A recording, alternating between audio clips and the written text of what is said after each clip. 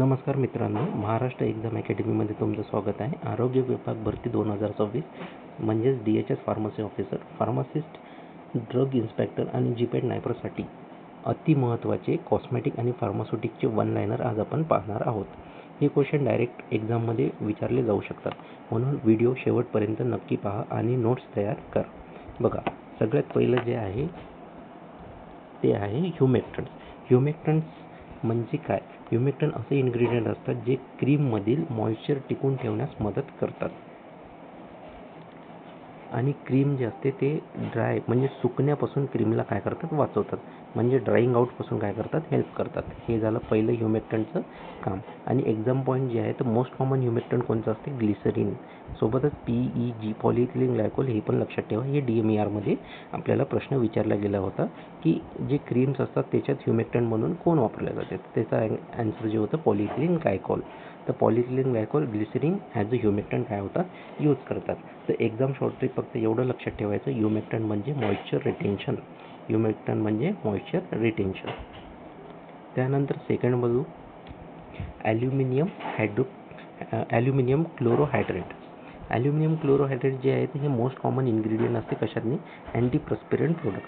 आता हे अँटीप्रस्पिरंट प्रोडक्ट म्हणजे कोणते असतात? अँटीप्रस्पिरंट म्हणजे असे प्रोडक्ट असतात, आता एखाद्याला नाही का खूप जास्त स्वेटिंग होत आहे, म्हणजे खूप जास्त घाम येत आहे, तर हे स्वेटिंग आणि घाम जे असते ते कमी करण्यासाठी जे आपण वापरले जातो त्याला अँटीप्रस्पिरंट प्रोडक्ट्स म्हणतात. आणि अँटीप्रस्पिरंट एजंट जे असते, जे अँटीप्रस्पिरंट प्रोडक्ट्समध्ये यूज होत असते, दॅट इज ॲल्युमिनियम क्लोरोहायड्रेट. तर एक्झाम पॉईंट हे आहे की aluminium chlorohydrate control excessive sweating. त्यानंतर थर्ड बघा, after shave gel. After shave gel जे असते यात साधारणपणे 0 ते 1% जेलिंग एजंट असतो. जेलिंग एजंटमुळे जेलला योग्य कन्सिस्टन्सी मिळते. MCQमध्ये पर्सेंटेज विचारले जाऊ शकते. लक्षात ठेवा, आफ्टर शेव जेल जे असते त्यात 0 to 1% आपल्याला जेलिंग एजंट पाहायला मिळते. जेलिंग एजंट काय करते तर प्रॉपर कन्सिस्टन्सी प्रोव्हाइड करण्याचं काम करते. त्यानंतर आपण बघू माइल्ड शॅम्पूज. आता माइल्ड शॅम्पूज जे असतात, माइल्ड शॅम्पूज तयार करण्यासाठी ॲम्फोटेरिक सर्फॅक्टंट्स वापरले जातात. हे सर्फॅक्टंट्स स्कॅल्प आणि हेअरवर जेंटल असतात, म्हणून हे ॲम्फोटेरिक सर्फॅक्टंट वापरले जातात. आपल्याला क्वेश्चन येऊ शकतो माइल्ड शॅम्पूजमध्ये कोणते सर्फॅक्टंट यूज केले जातात, तर आपला ॲन्सर असायला पाहिजे ॲम्फोटेरिक सर्फॅक्टंट. हे झालं एक पहिला क्वेश्चन. दुसरा क्वेश्चन काय असते तर ॲम्फोटेरिक सर्फॅक्टंट जेंटल असतात हेअर आणि स्कॅल्पवर. ठीक आहे. त्यानंतर आपण येऊ सॉफ्ट पॅराफिन. सॉफ्ट पॅराफिन जे असतात हँड क्रीम्समध्ये हिलिंग आणि स्किन प्रोटेक्शनसाठी वापरल्या जातात. ठीक आहे. टू इम्युलंट म्हणून काम करतो आणि स्किनला प्रोटेक्टिव्ह लेयर देतो. बघा, soft paraffin is use and hand क्रीममध्ये काय होते, यूज होते. Skin smoothing and healing properties असतात. सॉफ्ट पॅराफिनमध्ये स्किन सॉफ्टनिंग आणि स्किन सुदिंग आणि हिलिंग प्रॉपर्टीज असतात. ठीक आहे, हे लक्षात ठेवा. त्यानंतर act as a emollient and protective agent. Emollient आणि प्रोटेक्टिव्ह एजंट म्हणून पण सॉफ्ट पॅराफिन काय करतो, ॲक्ट करतो. त्यानंतर आपण 5 वन लायनर बघितले. आता आपण त्याचं एक क्विक रिव्हिजन करूया. ठीक आहे. तर ह्युमेक्टन जे होतं तर प्रिव्हेंट क्रीम ड्राईंग. त्यानंतर aluminium chlorohydrate antiperspirant. After shave जेलमध्ये लक्षात ठेवायची गोष्ट होती that is 0 to 1% gelling agent. Mild शॅम्पूजमध्ये ॲम्फोटेरिक सर्फॅक्टंट आणि सॉफ्ट पॅराफिनमध्ये healing agent in hand creams. Okay. त्यानंतर आता नेक्स्ट स्लाईडवर आपण जाऊ. नेक्स्ट स्लाईडमध्ये आपण बघणार आहोत दॅट इज थायोग्लायकोलिक ॲसिड डेरिव्हेटिव्ह. आता थायोग्लायकोलिक ॲसिड डेरिव्हेटिव्ह हे डेप्लिटरी प्रोडक्ट्समध्ये वापरले जातात. डेप्लिटरी म्हणजे हेअर रिमूव्हल प्रोडक्ट्स. हे कंपाऊंड हेअरच्या केरॅटिन स्ट्रक्चरला ब्रेक करतात आणि हेअर रिमूव्ह करणे त्यामुळं सोपं होते. थायोग्लायकोलिक डेरिव्हेटिव्ह जे असतात हे इम्पॉर्टंट असतात हेअर रिमूव्हर म्हणजे डेप्लिटरी प्रोडक्ट्स. हे खूप इम्पॉर्टंट गोष्ट आहे. यात आपल्याला डेप्लिटरी प्रोडक्ट्समध्ये सगळ्यात जास्त कोण यूज होते, थायोग्लायकोलिक ॲसिड डेरिव्हेटिव्ह असा क्वेश्चन येऊ शकतो. त्यासोबतच एक्झाम पॉईंटमध्ये केमिकली जे असते तर आपलं जे केरॅटिन असते, केरॅटिनमधलं जे स्ट्रक्चर काय करतात, ब्रेकडाऊन करतात, त्याच्यामुळे नाही का हेअर रिमूव्हल काय होते, इझी होते. तर हे थायोग्लायकोलिक ॲसिड डेरिव्हेटिव्हचं काम असतात. हे लक्षात ठेवणं गरजेचं आहे. त्यानंतर नेक्स्ट कॉस्मेटिकचं ingredients for you, that is nail lacquer. आता नेल लॅक्युअरला वॉटर रेझिस्टंट प्रॉपर्टी देणारे मुख्य इन्ग्रेडियंट कोणते, तर ते असते नायट्रोसेल्युलोज. आता नेल लॅक्युअर जे असते त्याच्यात नायट्रोसेल्युलोज असते, त्याच्यामुळं काय होते तर water resistant of nail lacquer is mainly due to nitrocellulose. आता आपण जेव्हा नेलवर नेल पेंट वगैरे लावतो तर ते पाणी त्या नेल पेंटला बाहेर काढून घेऊ शकते, कन्सिस्टन्सी त्याची खराब करू शकते.